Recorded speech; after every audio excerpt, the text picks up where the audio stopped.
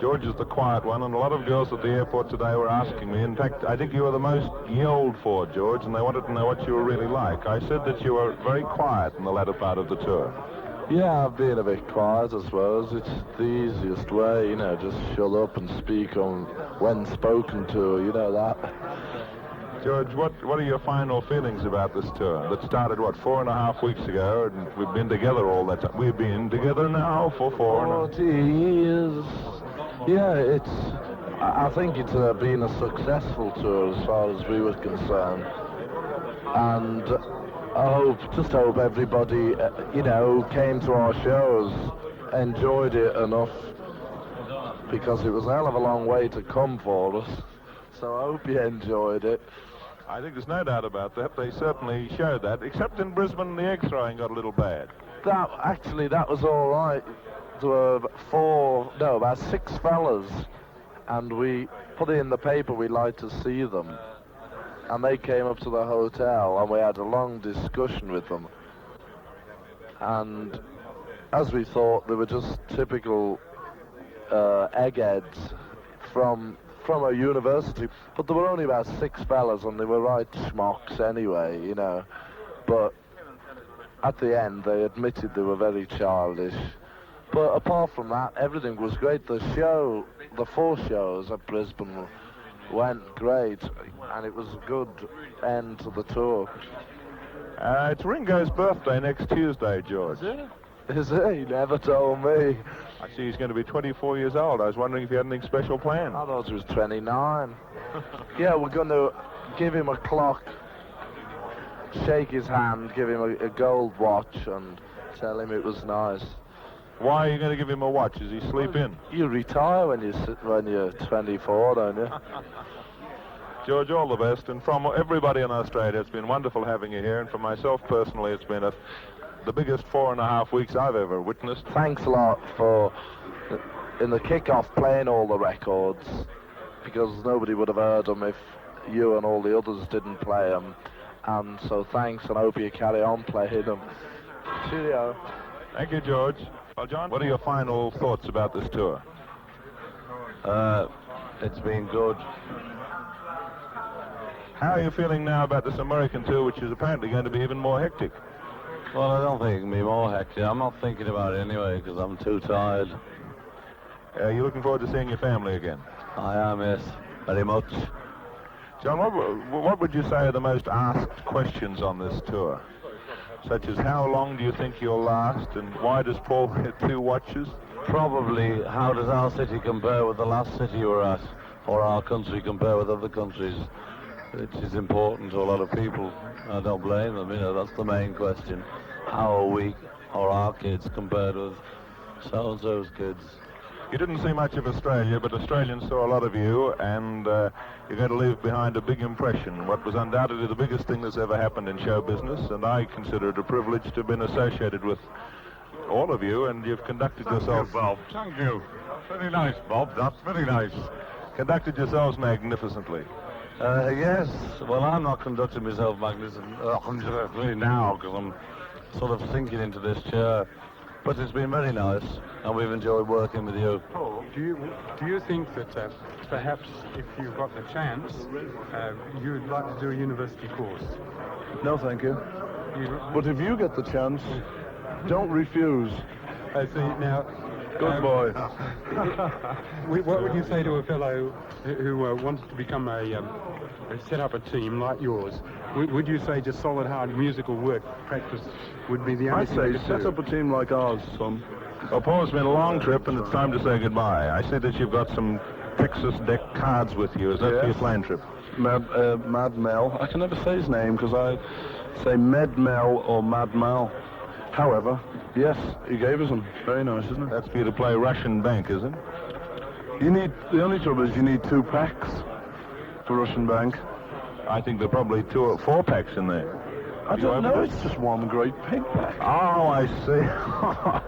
That's Mad Mel, isn't it? Yeah, 8 inches by about 5 inches, each card. Yeah. It's the biggest pack of cards I've ever seen. Might have expected it, though, from Mel, mightn't you? You probably heard that in the press this morning there's a new #1 record in England by a group called The Animals. And now yes. Let me follow you. Oh, sorry, that was another one. It's called The House of the Rising Sun, yeah. Do you know it at all? Number. Bob Dylan song. It's about 4.5 minutes long, the record, apparently. The topical story is now, is this the new group to oust the Beatles? Probably is, you know, but last week it was Dave Clark, the week before it was Brian Poole. I've given up, you know, answering that question. It may be, you know, but if it is, you know, it's just hard lines. And if it isn't, well, aren't we lucky, you know? A final message for our listeners, Paul. Yes. Hello, everybody. I mean, goodbye, everybody, because it's goodbye time, isn't it? Thanks very much for sort of buying our records and listening in and things about us while we've been here. You know, you've all been very nice, all the people we've met and things in Australia. Love you all. Thank you very much, and goodbye from a pal. All right, lads. All right, lads. You ready? Ready? Right, it'll be the same old question. I know. Ringo, the tour is over, and this is What Can I... It's an old song. I do care. That wrecked up bit, isn't it? I've enjoyed it. Well, really you enjoyed can tell more at the end of it. You know, halfway through people say, well, what do you think and all that, but you can't get a proper impression until it's all finished, and it's all been very favourable. But you wouldn't say New Zealand was perhaps the best part of it? No, I wouldn't, actually. I think the thing was when we played in Australia first, there was sort of 8,000 to 10,000 people at concert, and then we went over there, and there's 2,000 and that, you know, and it's a big drop, and you sort of missed the big crowds. And then we, you know, the soft heads came out over there. And then you started the egg throwing really riled you up, and I don't blame you, I suppose. Well, it's only because we couldn't fight back, you know, we couldn't do anything. You just like being tied to a tree, and they throw out hammers and that at you. Just on a truck. What can you do? You know, you can't get off, and they're all hiding anyway behind the fans. Now, Derek was telling us that you met a group of the egg throwers, egg spokesmen. 4 of them, yeah. And we said, well, why did you throw the eggs? And he said, well, every time we turn the radio on, your records are on. So I couldn't explain that to anybody. And then he said, you know, we said, well, why don't you go and throw eggs at the radio station? He said, oh, no, we can't do that. Or, you know, at the crowd, and they're just soft, you know, I thought.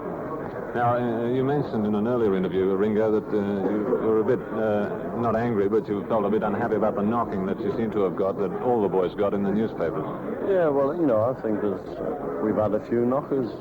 You know, they just print rubbish, no foundation or anything to it. I mean, I don't care if a reporter goes to the show and we die a death, and he writes we die a death, but when people write rubbish, you know, things that just don't happen, like one of our friends just said, you know, that there was a barrage of old stuff on the stage last night, you know, tomatoes and all that. There's no such thing.